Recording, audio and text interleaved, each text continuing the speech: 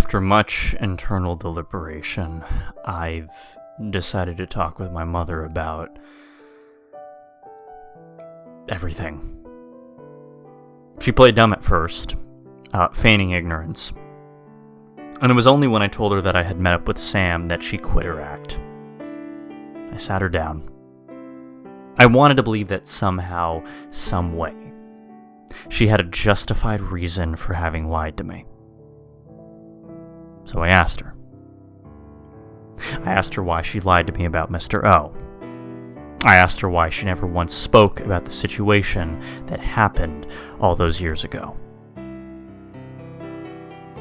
She started by apologizing for misleading me, but I quickly cut her off. I wasn't interested in her apologies.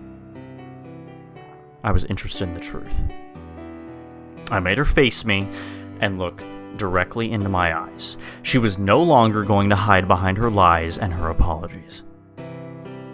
And with that, I sat and waited for her to deliver her response.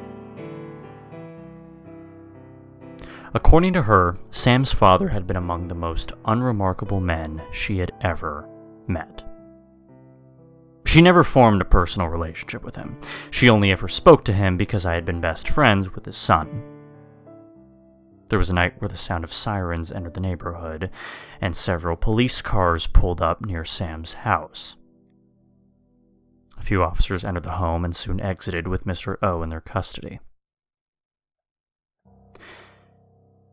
He had been charged with the possession of child pornography, as well as the molestation of several minors. He was later convicted of both charges. Upon hearing the news, both she and my father struggled to grasp the possibility that this man had done something to me. Something wrong, something awful. It wasn't long after Mr. O's arrest that the authorities showed up on our doorstep. My parents had called them to voice their concerns regarding my involvement with Mr. O. Now, my mother refused to divulge any specific information regarding what happened afterward with the police. She simply stated that they incorporated my case into the investigation, but came up empty-handed. Though no evidence was found to suggest that the man had victimized me, there was no evidence that he hadn't either. This uncertainty weighed down on my father. He had grown restless and highly irritable as the days went on, and no matter what my mother did, he wouldn't calm down. His fear was understandable, and the lack of knowledge about whether his child was harmed eventually drove him over the edge. When my mom found his note, it was already too late. He had left this world unable to bear his burden any longer. My mother confessed that she wanted to tell me the truth many times over the years, but couldn't bring herself to do so. When I grew up, I eventually came to forget Mr. O even existed at all, and as she witnessed me repress my memory of the events that had transpired, she told herself that it was best if I had completely forgotten about what happened.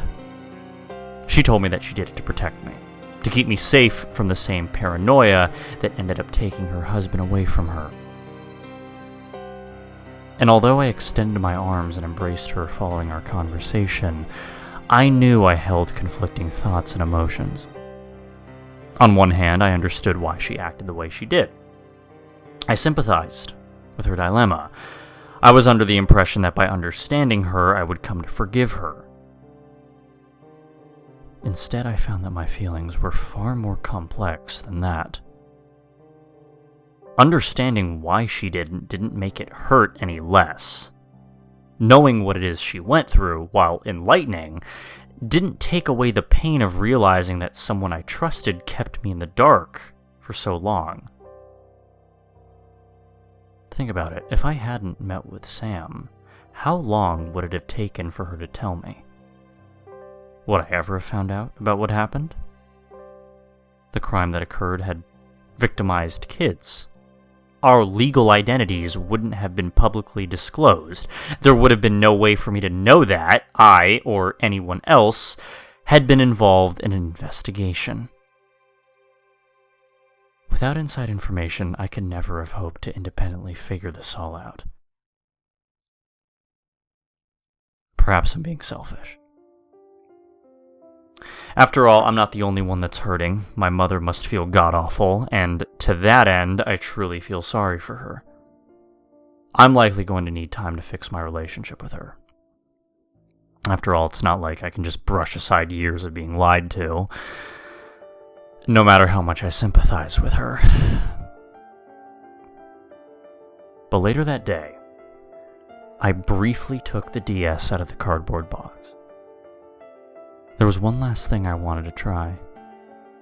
And opening the game, I spawned into the world. I willfully ignored every instance of Mr. O in the game, and made my way towards my house.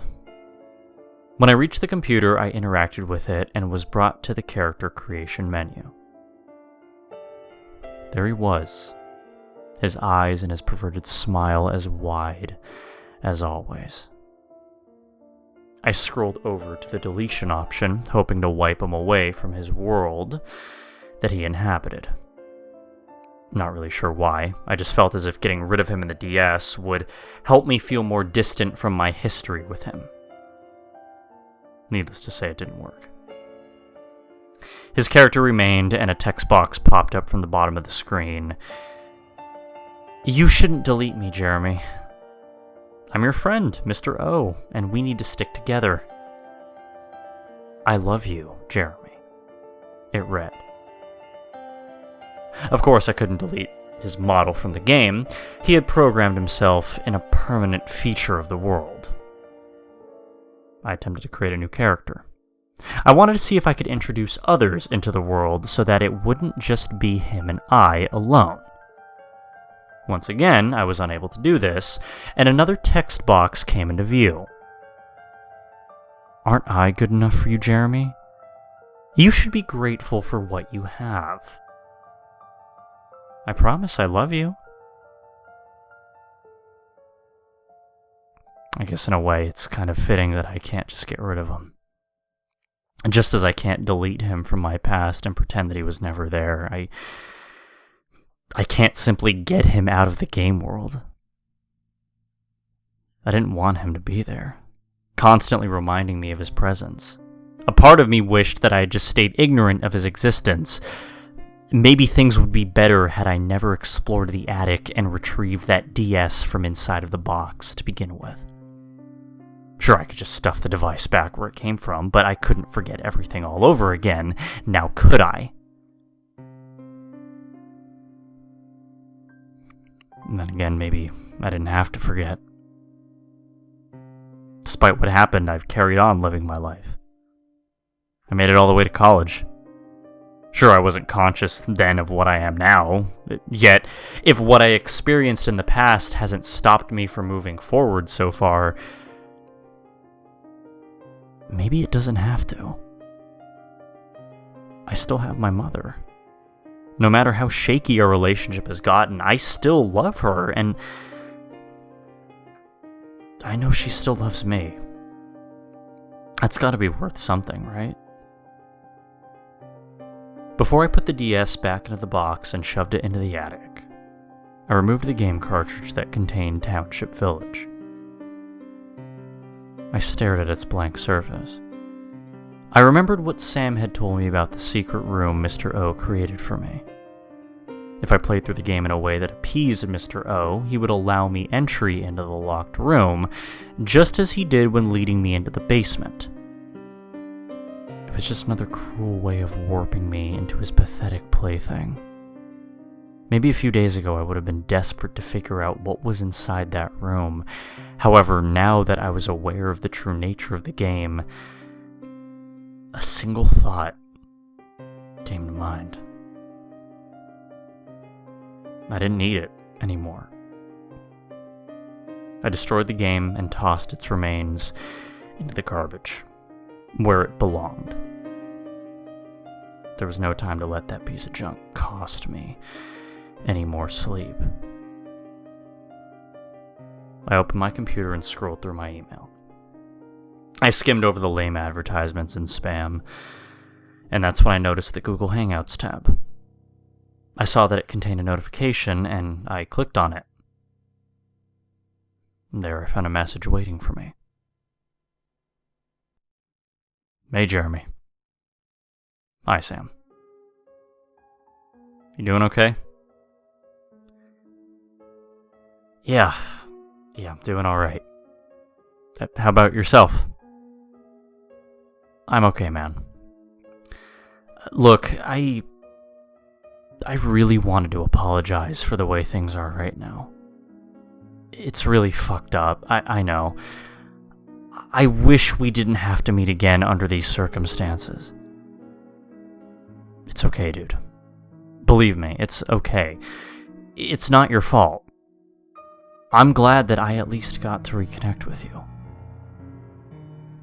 You sure? You can be open with me. For real, dude. I'm dead serious here. Yeah, I know you are. Look, if I'm struggling with something, I'll let you know. Alright? I got it. Thank you. Really appreciate it. And you know I'm here for you. You'll do the same, won't you? Do the same? What do you mean?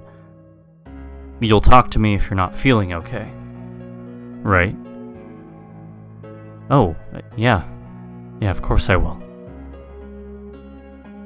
Hey, Sam, let's meet over coffee soon, actually. I'm kinda bummed I didn't get anything to drink last time. What do you say? Dude, seriously, you're gonna make me drive all the way over there again? Nah, man. I'll meet you halfway. Fine. Sounds like a plan.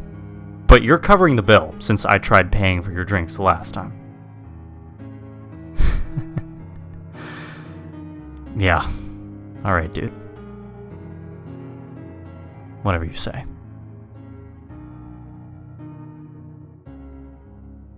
This blog will not receive further updates.